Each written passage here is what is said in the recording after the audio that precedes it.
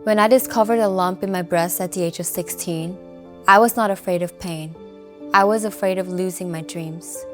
At that moment, everything felt uncertain, like my future was slipping away.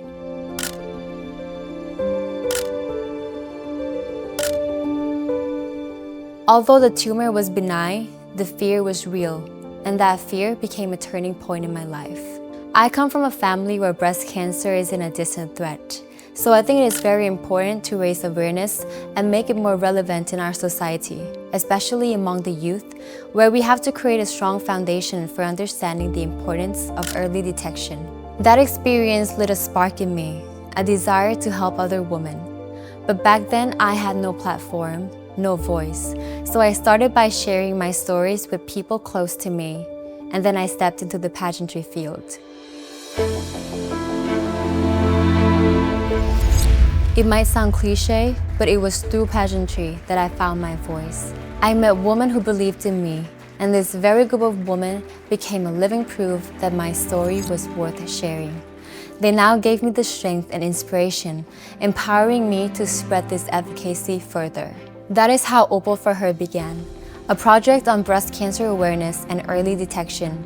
We started by creating a podcast platform to put the conversation more on the table, especially in Thai society where these topics are often overlooked or stigmatized. We interviewed survivors, doctors, and even the Minister of Public Health to ensure that the voices of the patients and medical personnel are heard, not only in hospitals, but at all levels. So is it true that early detection means higher chance Of course, of survival? we cannot prevent patients having breast cancer. Yes. Because we do not know a single factor which we can stop.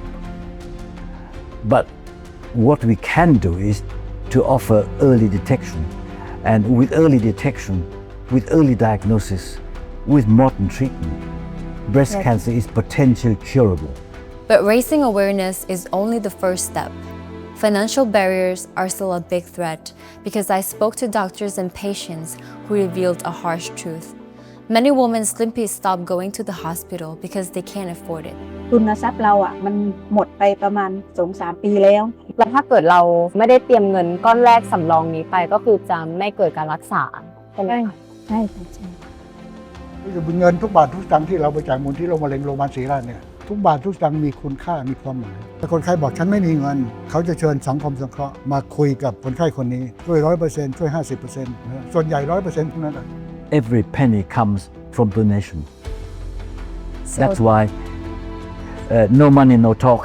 Yes, because some people might have the perception of when we're doing a project, getting donations is like the faster way. But in reality, for breast cancer and cancer in general, money is a big factor.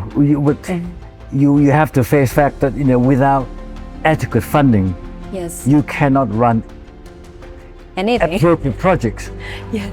So I started raising funds and even donated my earnings as a public figure to support screening programs, treatments, and access to care for underprivileged women. These efforts became a bridge between patients, doctors, governments, and private sectors. Patients are not just recipients for help, they are a part of change. We created a safe space for women to feel seen, heard, and supported, because no woman, regardless of her cancer stage, should be ever left behind.